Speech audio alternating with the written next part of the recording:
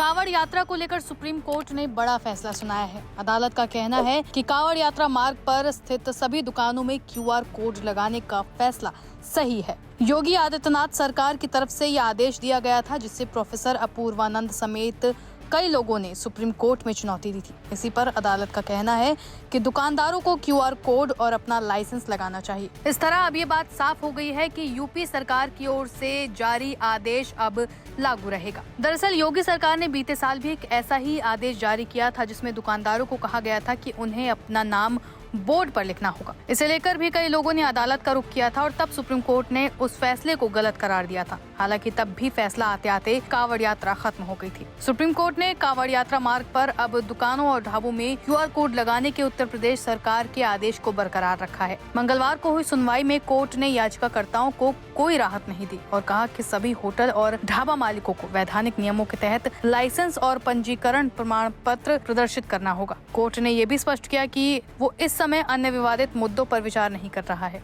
QR code पर क्या था सरकार का तर्क?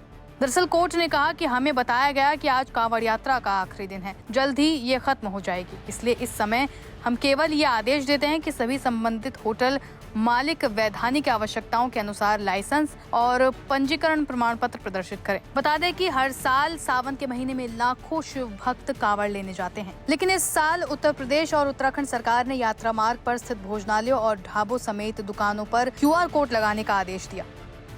Aim right, achieve big. At KR Mangalam University, we provide you the platform to turn your dreams into reality. At KR Mangalam University.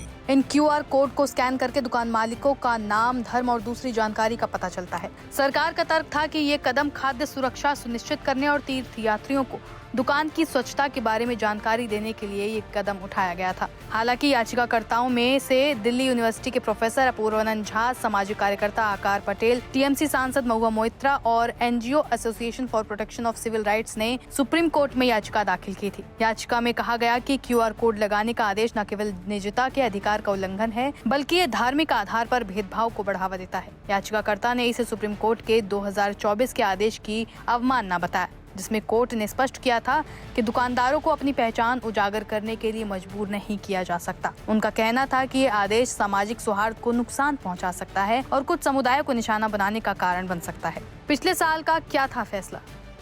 पिछले साल supreme court ने उत्तर प्रदेश, उत्तराखंड सरकार, मध्य प्रदेश सरकार के उस आदेश पर रोक लगा दी थी, जिसमें कांवड़ यात्रा मार्ग पर दुकानदारों को अपने और अपने कर्मचारियों के नाम सार्वजनिक करने को कहा गया था। कोर्ट ने तब कहा था कि दुकानदारों को केवल ये बताना होगा कि वो क्या खाना बेच रहे हैं, न कि उन्हें अपनी पहचान उजागर करनी होगी। याचिकाकर्ता का कहना था कि क्यूआर कोड का नया आदेश उसी भेदभावपूर्ण नीति को डिजिटल तरीके से लागू करने की कोशिश है। हालांकि अब सुप्रीम कोर्ट ने इस मामले में यूपी सरकार के आदेश को बरकरार रखते हुए याचिका को खत्म कर दिया है। हालांकि अब इस फैसले का कोई खास असर नहीं होगा। इसकी वजह ये है कि बुधवार को कांवड़ यात्रा का महाशिवरात्रि के साथ अंतिम दिन है, इसीलिए इस फैसले के कुछ खास मायने नहीं है।